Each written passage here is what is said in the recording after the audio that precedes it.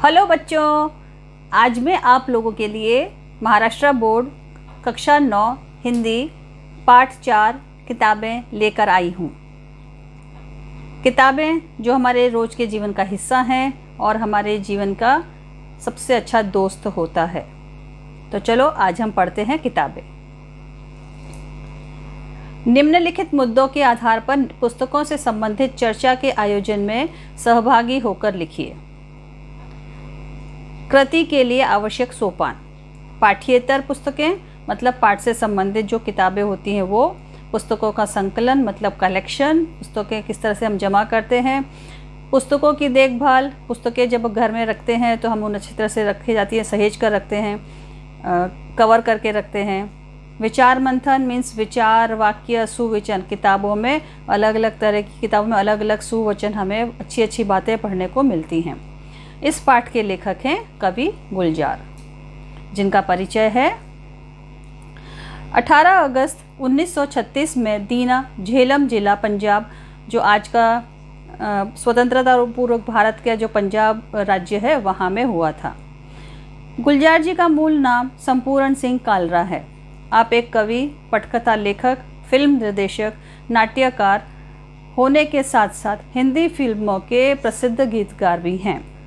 इनकी प्रमुख कृतियां हैं 84 रात जो लघु कथाएं हैं, शॉर्ट स्टोरीज, रावी पार जो कथा संग्रह है मतलब कहानियों का संग्रह है, रात, चांद और मैं, एक बूंद चांद, रात पश्मीने की जो कविता संग्रह है, खराशें कविता कहानी का कोलाज है। पद्य संबंधी। आधुनिक संवेदना के साथ परिवेश के संपूर्ण वैविध्य को नए शिल्प में अभिव्यक्त करने की काव्यधारा है। ये जो कविता प्रस्तुत की गई है वो आधुनिक संवेदनाओं को नए परिवेश के संपूर्ण नए परिवेश के वातावरण में विविधताओं के साथ नए शिल्प में स्वरूप में अभिव्यक्त की गई है। प्रस्तुत कविता में गुलजार जी ने पुस्तकें पढ़ने का सुख, कंप्यूटर के कारण पुस्तकों के प्रति अरुचि, पुस्तकों और मनुष्य के बीच बढ़ती दूरी और उससे उत्पन्न दर्द को बड़े ही मार्मिक ढंग से प्रस्तुत किया है। यहाँ पर हम देख सकते हैं किताबें बुला रही हैं, देखिए मैं यहाँ पर हूँ। तो चलो अब कविता शुरू करते हैं। किताबें झांकती हैं बंद अलमारी के शीशों से, बड़ी हसरत से तकती हैं, महीनों अब मुलाकातें नहीं होती। जो शामें उनकी सोहबत में कटा करती थी अब अक्सर। कवि ने यहीं पर इसको छोड़ दिया है। किताबें झांकती हैं बंद अलमारी के शीशों से। एक समय था जब किताबों को घर में किताबों के रखने के लिए विशेष रूप से अलमारियां बनाई जाती थी और उनके दरवाज़ों में शीशे लगाए जाते थे ताकि हम उनमें से किताबों को देख सकें और जो हमें पसंद की किताबों जो हम करीने से सजाकर निकाल सकते थे।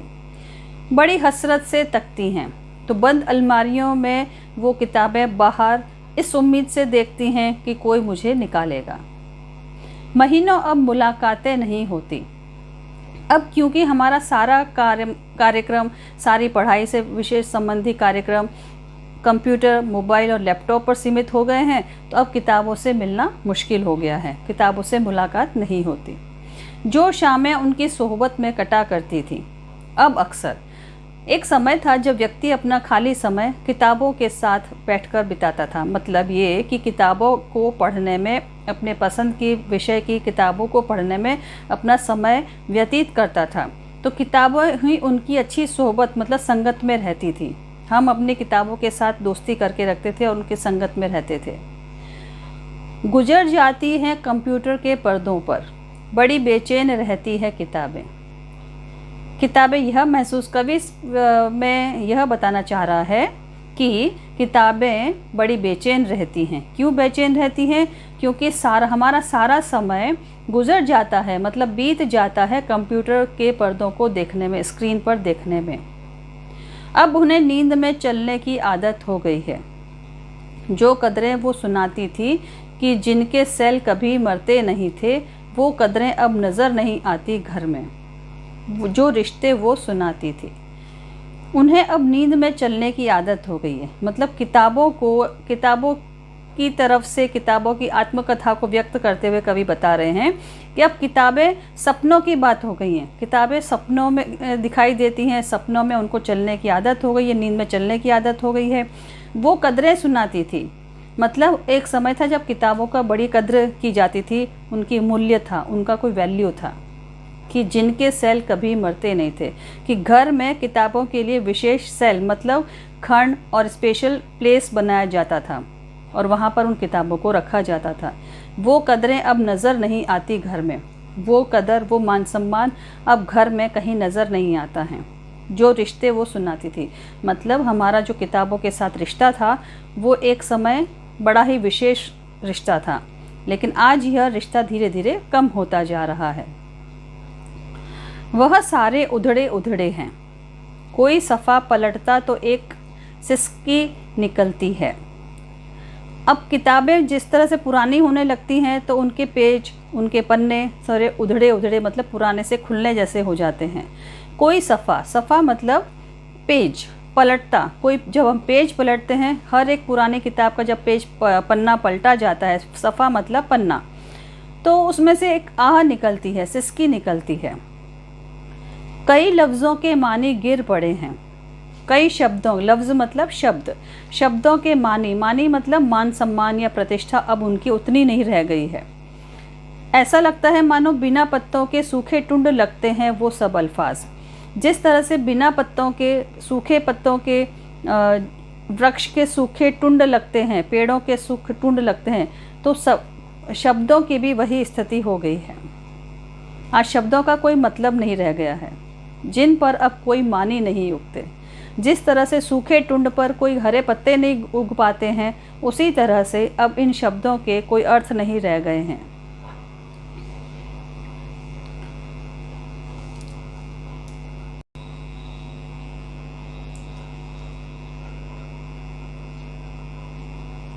इस जुबां पर जो जायका आता था, जो सफ़ा पलटने का, अब उंगली क्लिक करने से बस झपकी गुजरती है। बहुत कुछ तह ब तह खुलता चला जाता है पर्दे पर। किताबों से जो जाती राब्ता था कट गया है। यहाँ पर कवि ये व्यक्त करना चाह रहे हैं कि एक समय में जब हम किताबों को खरीद कर लाते थे और उन्हें जब पढ़ने के लिए पेज पलटते थे, पन्ना पलटते थे, तो हम अपनी उंगली को जुबान से गीला करके, जीभ से गीला करके उस पेज पन्नों को पलटा जाता था। लेकिन और उसका नई किताब का जो स्वाद था वो हम महसूस कर सकते थे। लेकिन आज उसका स्थान किसने ले लिया है? कंप्यूटर के माउस ने ले लिया है। माउस से हम क्लिक करते हैं, स्क्रीन पर परत दर परत लगातार कुछ न कुछ इस किताबें जैसी खुलती चली जाती हैं। किताबों से जो हमारा रिश्ता था, संपर्क था, अब वो कट गया है। उसका स्थान कंप्यूटर ने ले लिया है। कभी सीने पे रख के लेट जाते थे, कभी गोदी में लेते थे, कभी घुटनों को अपने रिहल की सूरत बनाकर नीम सजदे में पढ़ा करते थे। छूते थे ज़बी से, वो सारा इल्म तो मिलता रहेगा आइंदा भी। यहाँ पर यह कवि कहना चाहते हैं कि एक समय था जब हम पढ़ते पढ़ते कभी किताबों को लेकर सो जाया करते थे, लेट जाते थे। हम पढ़ रहे होते थे, अचानक से हमें नींद लग गई और हमारी किताब हमारे सीने पर ही रह गई। कभी उसे गोदी में लेकर ले लेते थे, बैठे बैठे पढ़ रहे हैं, गोद में किताब रखी हुई है। घुटनों को रिहल बनाकर, घुटनों को मोड़ के हम उसको स्टैंड बना लेते थे। ठावनी, स्टैंड मीन्स ठावनी, जो धार्मिक पुस्तकों को रखने का स्थान होता है, स्टैंड होता है, उसे हिंदी में रिहल कहते हैं। तो उस पर भी हम घुटनों को उस तरह से मोड़ कर बैठ जाते हैं और उसमें किताब को रख के पढ़ते थे। नीम सजदे में पढ़ा करते थे, मतलब किताबों को सिर झुकाकर भी पढ़ सकते हैं, सिर से छू लेते थे हम। भगवान की पुस्तक, किताबें भगवान का स्वरूप होती हैं, सरस्वती माता का स्वरूप होती हैं, तो हम उसे माथे से छू कर भी उसे अपना रिस्पेक्ट शो करते हैं। वो सारा इल्म तो मिलता रहेगा आइंदा भी, ये ज्ञान तो हमें मिलता ही रहता है, लेकिन किताबों के साथ वो संपर्क नहीं रह गया है। हम आज ज्ञान प्राप्ति तो कर रहे हैं, नॉलेज ले रहे हैं, लेकिन लेने का तरीका बदल गया है। मगर वो जो किताबों में मिला करते थे सूखे फूल और महके हुए रुक्के, किताबें गिरने उठाने के बहाने रिश्ते बनते थे, उनका क्या होगा वो शायद अब नहीं होंगे। मगर वो जो अब यहाँ पर कवि ने एक दूसरा दृश्य बताने की कोशिश की है कि किताबों में मिलते थे सूखे फूल। एक समय था जब हम किताबों को आदान प्रदान के ज़रिए हम अपनी दोस्ती जाहिर किया करते थे। किताबों में हम सूखे फूल, पत्र, अपना संदेश, अपनी भावनाएं पत्र में लिखकर अपने दोस्त को दिया करते थे। और किताबें गिरने उठने के बहाने, किताबें अगर हम दोस्त अचानक से, जैसे फिल्मी माहौल दिखा रहे हैं इसमें कि किताबें के दो दोस्त आपस में टकराते हैं, उनकी किताबें गिरती हैं और उन किताबों को उठाने के बहाने दोस्ती के रिश्ते बनते थे। अब उन रिश्तों का क्या होगा, वो शायद अब नहीं होंगे। तो ये आश्चर्य की बात है कि इन किताबों के बहाने हमारी दोस्ती होती थी, रिश्ते बनते थे, और आज ये सब चीज़ें नहीं होती क्योंकि किताबें सारी कंप्यूटर में होती हैं, कंप्यूटर से पढ़ाई की जाती है। तो ये भावनात्मक जो संबंध है किताबों के साथ, वो अब शायद नहीं होंगे। इन भावनाओं का स्थान आज कवि ने यह बताने की कोशिश की है कि कंप्यूटर ने, डिजिटलाइजेशन ने ले ली है। तो यह था हमारा आज का पाठ वर्णन, किताबें। उम्मीद करती हूँ मेरा पाठ वर्णन आपको ज़रूर अच्छा लगा होगा। यदि आप मेरे चैनल पर नए हैं तो चैनल को सब्सक्राइब करें और अपने फ्रेंड्स के साथ ज़्यादा से ज़्यादा शेयर करें। और हाँ, बेल आइकन को दबाना ना भूलें ताकि मेरे आने वाले सभी वीडियो की नोटिफिकेशन आप तक सबसे पहले पहुँचे। Thank you.